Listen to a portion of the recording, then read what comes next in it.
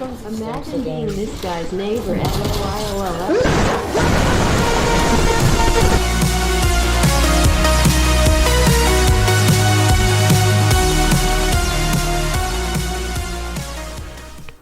I cannot express to you guys how painful it was to figure out what worked for this character and what did not. The fact that my soul is still intact utterly shocks me. For the first couple hundred levels of this grind, I was in pure agony, white-knuckling it for 7 hours straight every day, followed by 5 hours of night terrors. Then, waking up completely soaked in a cold sweat, wishing I had instead woken up in the ninth circle of hell. For about 70% of this grind, I did things completely wrong, and was totally unaware of the bugs DICE still has yet to fix. Oh, and by the way, DICE, at least fix a couple bugs before you leave the game behind forever, like a bunch of toe-sucking scum-fucking drops of cockroach cum. Whoa, what? This grind was, in the beginning, the most massive test of willpower I've ever encountered in my entire life. I have hours of footage where all I do is rage and hit things. What? That Luke was on 5 pounds of Adderall, dude, I swear. But you guys didn't come to see that. You came to see how to max out Darth Maul in 3 days or less, and I can 4 billion% confirm that you've come to the right place. To criminally understate things, it's going to be hard. But when you see that max level logo on this tall, dark, and handsome hunk of ass, it will be worth it, and you'll have forged your Darth Maul into a large-scale game mode rapist. I made this sacrifice for you guys, and I'm glad I did, because you guys are the most wholesome subscriber base I could ever ask for. Shit's explosive right now, and I'm so happy with how many of you are requesting different heroes and liking the videos. It means loads. Next is Han Solo, and I cannot wait to show you guys how to level him up 30 times in one game. Alright, let's cut the bullshit. The best mode, XP-wise, for Darth Maul is co-op. At first I believed it to be supremacy, but then I found something that seriously worked. Forget about the prequel era of co-op. The real gem is found on Jabba's palace. From level 300 to 600, I'd only focused on Kamino and Naboo. But when I calculated their XP per minute average, it came out to be horse shit. At that time, I was also using the wrong star cards for the job. I was running flow motion first of all. This was a waste of a card for what we're trying to do, because in close quarters hallways, our goal is to dash into the enemy, then out. We only need 2. If we dash in, then out, then back in again with this card, we're stuck back in the enemy's spawn. For Darth Maul, it takes 2 hits from his basic attacks to defeat infantry, but if you hit them once, then immediately launch spin, it finishes the enemy almost instantly. The same goes for comboing with his saber throw. That's why in the beginning I also ran Fool Me Once, so I'd be able to combo much faster.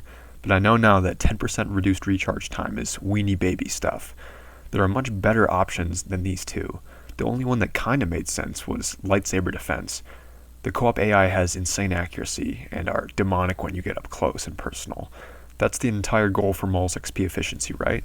Well, Maul struggles a lot in co-op because he loses health after almost every encounter. That's why lightsaber defense is a good card for us. However, at around level 600, I tried a setup that made all the difference. Range throw, thrown to slow, and accelerated throw make this combo flow like... I can't really think of anything else that rhymes with flow, but you get the point.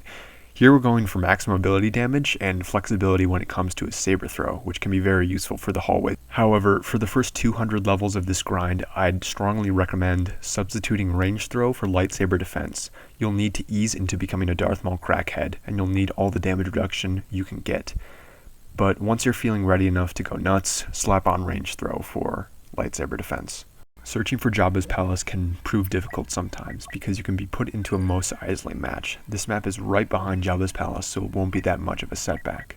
Though for maximum efficiency, I wouldn't recommend going through with it, because Mos Eisley XP per minute average is lower than what we want. Before we jump into things, there's 3 bugs that Darth Maul has that I want you guys to be aware of. The first is that when you use his spin attack and block immediately after, it won't register that you're blocking, and all the damage will soak through. The second is that if you're dashing uphill, the enemy on the high ground won't be hit. This is less prominent in other game modes, but for some reason it's especially there in co-op. The third bug is that when you force choke infantry with Maul, there are some instances where the enemy won't ragdoll and will just continue to shoot you. Utility-wise, Maul is the baby weenie version of Darth Vader in Battlefront 2.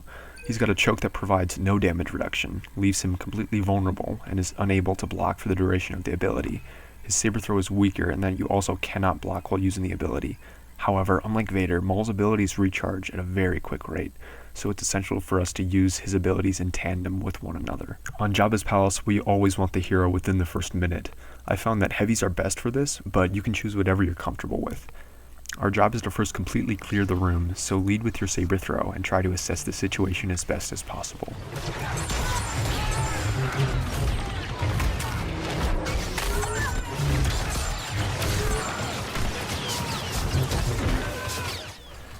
If you and your teammates do happen to clear the room, position yourself at the middle door and keep a watchful eye on your radar.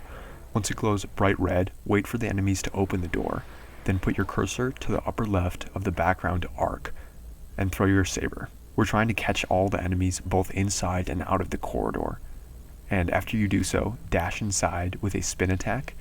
You'll have time for a few basic attacks, but I wouldn't recommend this if your health is low.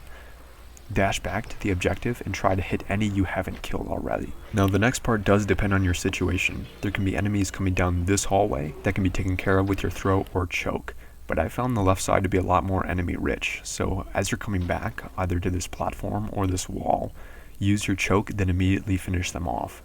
Play as aggressive as possible and bottle cap every opening you can.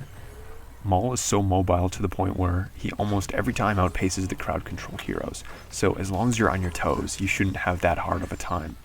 Just be smart about your health, and if you drop to around 300, either start playing more defensively or find a place to heal. If you find the objectives to be really packed with enemies, try adopting these combos into your playstyle.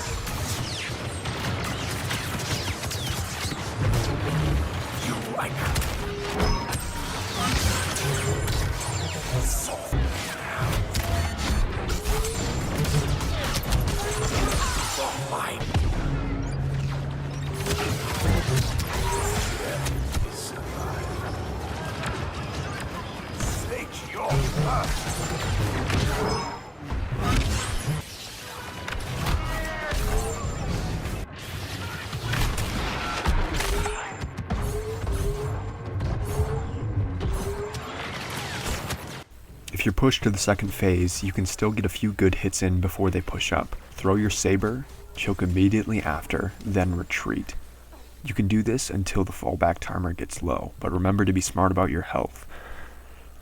This phase is a lot like the first, a main door and 2 entrances to the sides. On both sides, it's good not to reveal yourself right away. You want the enemies to fill up the hallway for your saber throw, and after you throw, dash through the hallway, then back through them again. Once they've fallen, come back to the main room and finish off any trying to claim the objective.